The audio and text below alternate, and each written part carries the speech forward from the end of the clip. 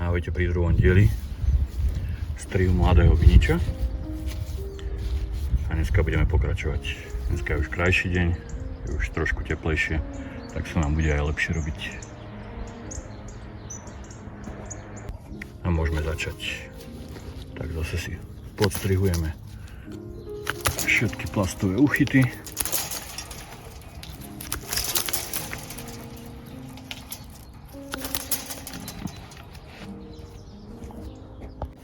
Očistíme si kmienok.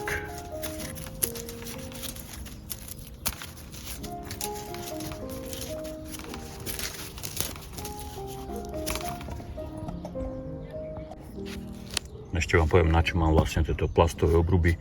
Sú to odstrihnuté kvetináče zhruba na výšku nejakých 10 max centimetrov a slúži mi to na to, keď polievam, alebo vzhľadom na to, že som vo svahu, tak keď polievam, tak sa mi tu pekne drží voda a neodteká mi pomimo. Očistíme si aj staré úpony.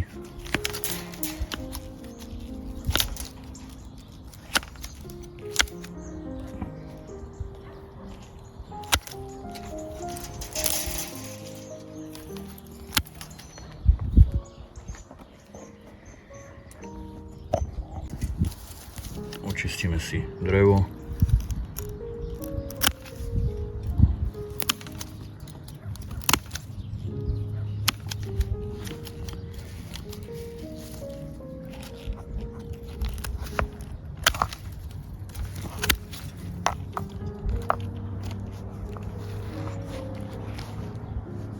Nestriháme až úplne pri báze.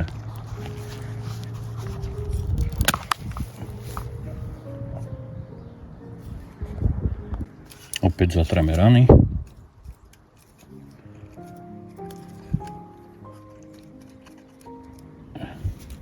A navlečeme perforovanú rúru.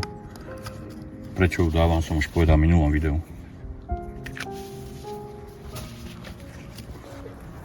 A teraz môžem pristúpiť k vyviazaniu viniča.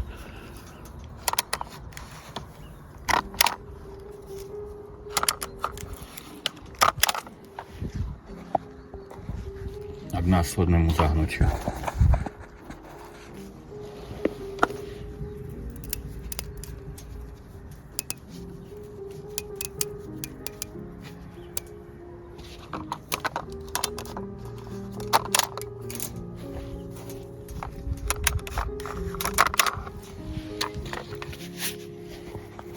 Pokiaľ by vám pri ohybe popraskalo drevo, pokiaľ je to len takto trochu, tak to absolútne nevadí.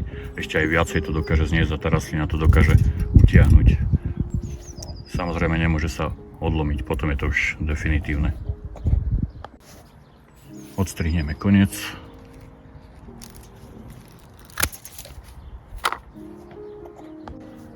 Takže nechali sme 1, 2, 3, 4, 5, 6, 7, 8, 9, 10 očiek.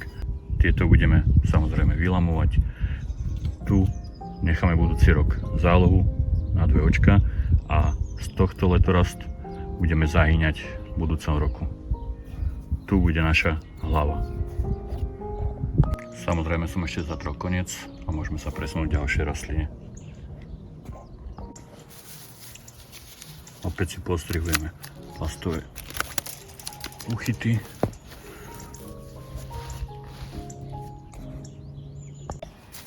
Podstrihujeme úpony.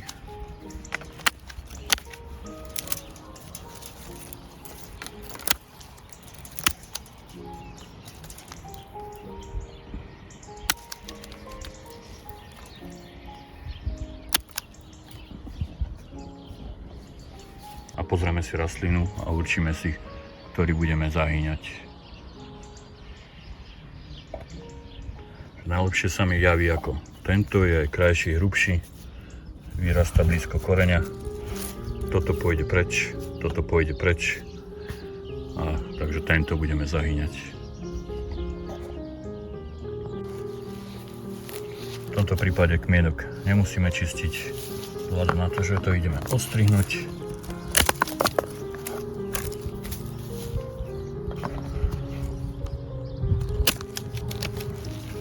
Odstrihneme aj tento.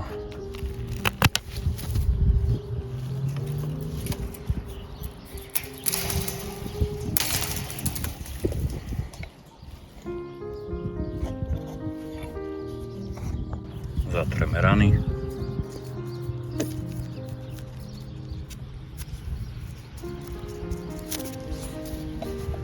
Samozrejme si aj trošku vyčistíme.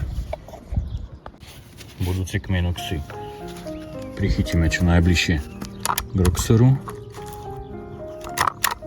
aby nám rastlo čo najrovnejšie. Môžeme navliecť perforovanú rúru.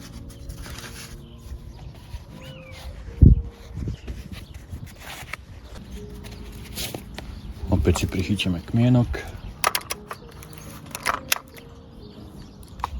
a môžeme zahnúť.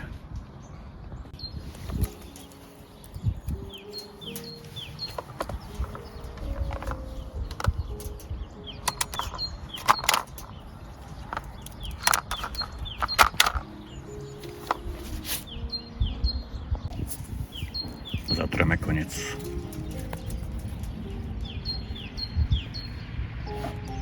Na rastline sme nechali 1, 2, 3, 4, 5, 6, 7 očiek. Tieto spodné budeme všetky vylamovať a z tohto miesta nám budúci rok vyrastie záloha, ktorú skrátime na 2 očka. A tento budeme budúceho roku zahyňať ako nový ťažeň. Tuto postavenie hlavy nebude úplne optimálne, preto sa budeme snažiť hlavu pomocou tohto letorastu si dvihnúť trošku vyššie. Tak a sme pri ďalšej rastline, opäť si ju vizuálne skontrolujeme. Takže opäť sme si očistili od plastových úchytov. Zase očistíme prírodné úpony.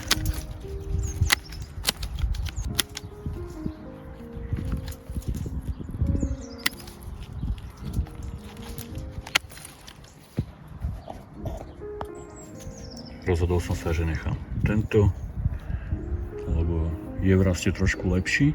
Tie internodia sú o niečo málo dlhšie. A tento letoraz pôjde preč a odstrihneme ho v týchto miestach.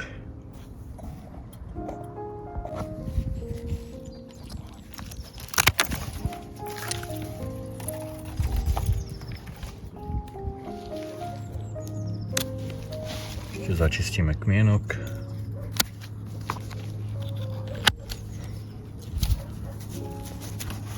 Čistíme od starej kôry. Čo najlepšie samozrejme vždy.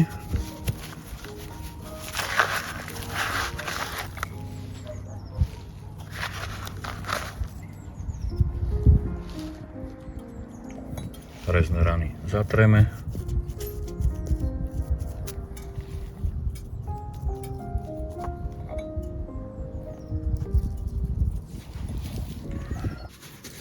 Opäť prichytíme kmienok.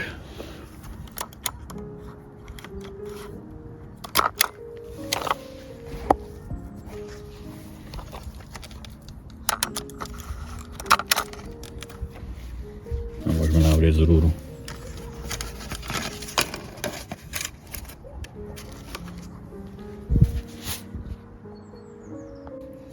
A môžeme zahnúť.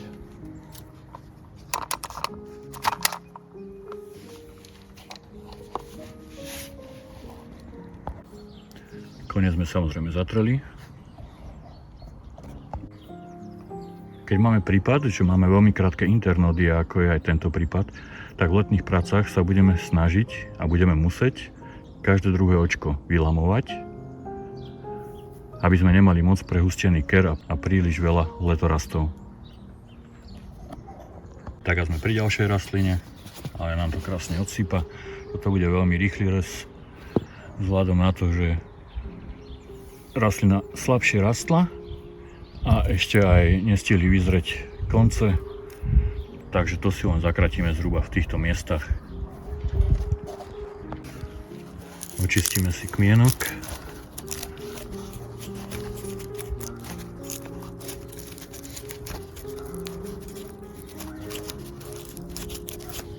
Odstrihneme staré drevo. Tu sa už nemusíme báť aj trošku bližšej báze, nakoľko je už vyschnuté. A rozhodol som sa, že nechám tento, lebo má lepšie postavenie je trošku nižšie ku koreňu a toto odstrihneme.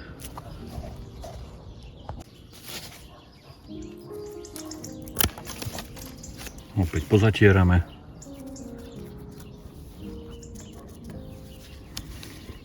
Nalečieme rúru a zostrihneme. Nakoniec som sa rozhodol, že aspoň na pár očiek si letora zahneme. Takže kmienok som opäť prichytil k Roxoru a zahol som na 1, 2, 3, 4, 5, 6 očiek. Toto bude naša budúcoročná záloha a tu mu vyrastie náš budúcoročný ťažeň.